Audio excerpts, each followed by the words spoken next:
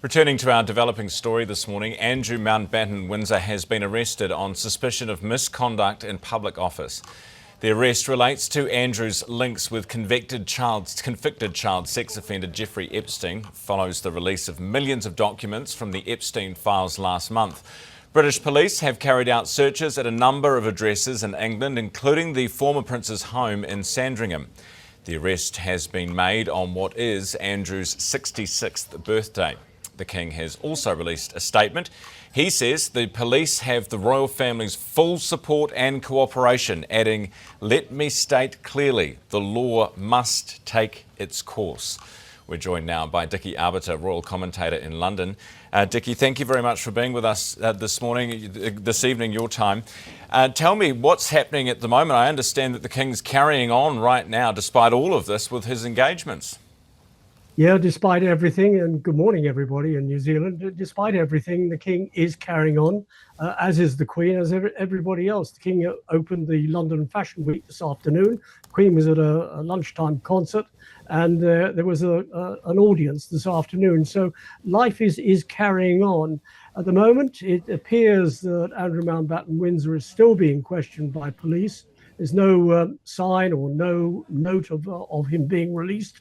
The police can actually keep him for 24 hours. So if they do, it'll be uncomfortable for him. Ryan. Most uncomfortable. And just to clarify, they arrested him, as I understand it, at 8 o'clock in the morning. It is now 7 o'clock. So we're looking at nearly 12 hours. You're saying they can hold him for 24 if they want to?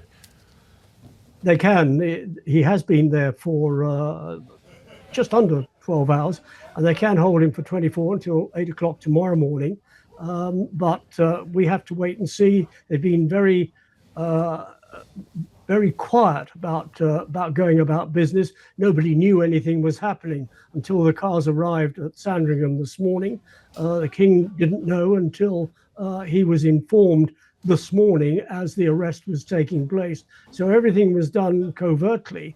And as I said a moment ago, they can't keep him for 24 hours.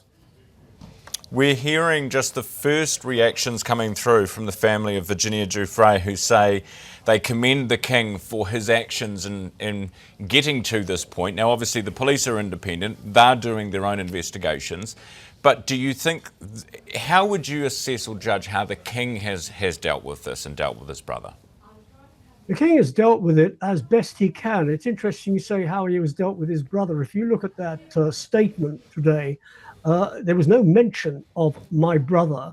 It was Andrew Mountbatten-Windsor. So he is putting the monarchy ahead of family. And that is the right way to go about things. In exactly the same way, he has said that he and the family will cooperate with the police if asked. He is putting the country and the monarchy first before family ties. And this has gone beyond being a family tie now. It is very much, I won't say criminal, because he hasn't been arrested yet.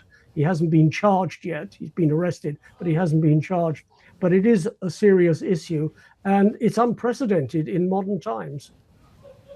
Dickie, do you think this does long-term damage to the royal family, or do you think there's enough baggage already associated with this guy that this is just another notch on the belt? I think this is just a notch on the belt. You say damage to the family. There are two issues here, Ryan. There is family and there is the monarchy as an institution. Damage to the institution, I don't believe it is, because the institution is stronger than any individual, and the institution will carry it forward. Damage to the family have made very clear their stance that they will cooperate with the police to get to the bottom of this, and they are putting the monarchy in front, the institution ahead of any family issues or family relationship. Dickie, appreciate your time this morning. I know you're a busy man, so we'll leave you to it. Dickie Arbiter, who's the royal correspondent for us in London. Spoken to him over many years, a lovely man indeed.